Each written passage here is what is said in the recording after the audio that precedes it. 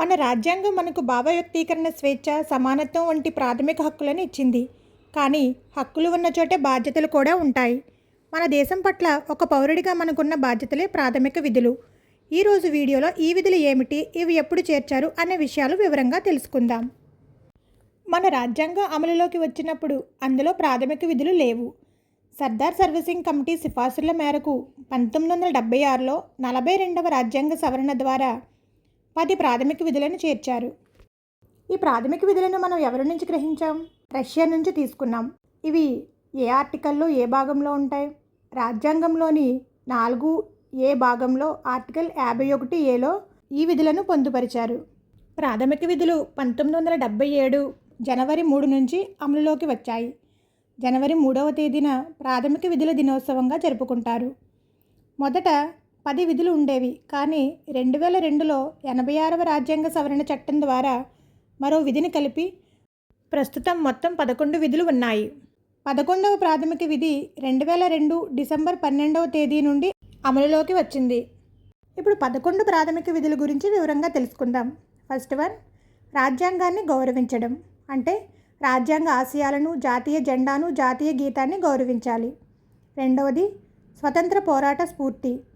మన స్వతంత్ర పోరాటానికి స్ఫూర్తినిచ్చిన ఉన్నత ఆశయాలను గౌరవించాలి, పాటించాలి. థర్డ్ వన్, సార్వభౌమాధికారం. భారతదేశ సార్వభౌమాధికారాన్ని, ఐక్యతను, సమగ్రతను కాపాడాలి. దేశ ఉనికిని మరియు భద్రతకు అత్యంత కీలకమైనది. దేశ రక్షణ. అవసరమైనప్పుడు దేశ సేవ చేయడానికి, దేశాన్ని రక్షించడానికి సిద్ధంగా ఉండాలి. ఫిఫ్త్ వన్, సోదర భావం. మత, భాష, ప్రాంతీయ భేదాలు లేకుండా భారతీయులందరి మధ్య సోదర భావాన్ని పెంపొందించాలి. మహిళల గౌరవానికి భంగం కలిగించే ఆచారాలను వదిలేయాలి. సిక్స్త్ వన్, సంస్కృతిని కాపాడటం. మన దేశ గొప్ప సంస్కృతిని, వారసత్వాన్ని గౌరవించి రక్షించాలి. ఏడవది, పర్యావరణ పరిరక్షణ.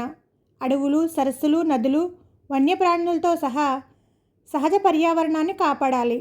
సమస్త జీవరాశులు, జంతువుల పట్ల దయ, కరుణ కలిగి ఉండాలి. ఎయిత్ వన్, శాస్త్రీయ దృక్పథం. మూఢనమ్మకాలు కాకుండా శాస్త్రీయ దృక్పథాన్ని, మానవత్వాన్ని, జిజ్ఞాసను పెంపొందించాలి. నైన్త్ వన్, ప్రభుత్వ ఆస్తుల రక్షణ. హింసను విడనాడాలి, అంటే ఎల్లప్పుడూ శాంతియుత మార్గంలో పయనించాలి. ప్రభుత్వ, ప్రజా ఆస్తులను రక్షించాలి. 10th వన్, ఉన్నత శిఖరాలు. దేశం నిరంతరం పురోగమించేలా ప్రతి రంగంలోనూ ప్రతిభను కనపరచాలి. లాస్ట్ వన్, విద్య. ఇదే చివరిగా చేర్చింది. 6 నుండి 14 ఏళ్ల మధ్య వయసున్న పిల్లలందరికీ తల్లిదండ్రులు విద్యావకాశాలు కల్పించాలి. దీన్ని 2002లో 86వ రాజ్యాంగ సవరణ చట్టం ద్వారా చేర్చారు. ఒకసారి 11 విధులను మళ్ళీ ఒకసారి రివిజన్ చేద్దాం. ఫస్ట్ వన్, రాజ్యాంగాన్ని గౌరవించడం. సెకండ్ వన్, స్వతంత్ర పోరాట స్ఫూర్తి. థర్డ్ వన్, సార్వభౌమాధికారం. ఫోర్త్, దేశరక్షణ. ఫిఫ్త్, సోదరభావం. సిక్స్త్, సంస్కృతిని కాపాడటం. సెవెంత్, పర్యావరణ పరిరక్షణ. ఎయిత్, శాస్త్రీయ దృక్పథం. నైన్త్, ప్రభుత్వ ఆస్తుల రక్షణ. 10th వన్, ఉన్నత శిఖరాలు. 11th, విద్య.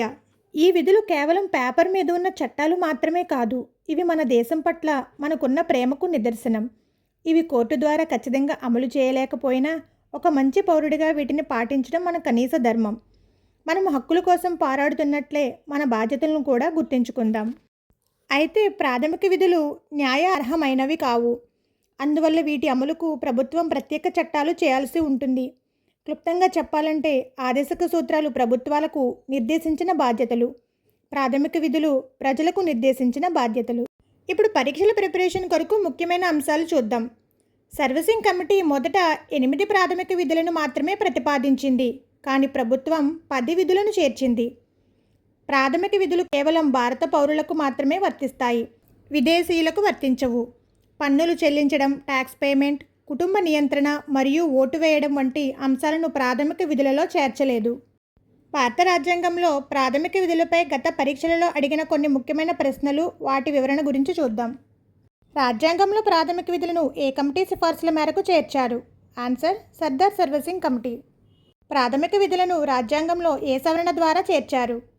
ఆన్సర్, 1976లో 42వ రాజ్యాంగ సవరణ ద్వారా చేర్చారు.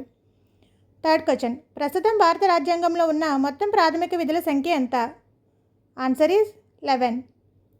ఫోర్త్ క్వశ్చన్ 6 నుండి 14 సంవత్సరాల లోపు పిల్లలందరికీ విద్యావకాశాలు కల్పించడం తల్లిదండ్రుల విధి అని తెలిపే 11వ ప్రాథమిక విధిని ఏ రాజ్యాంగ సవరణ ద్వారా చేర్చారు?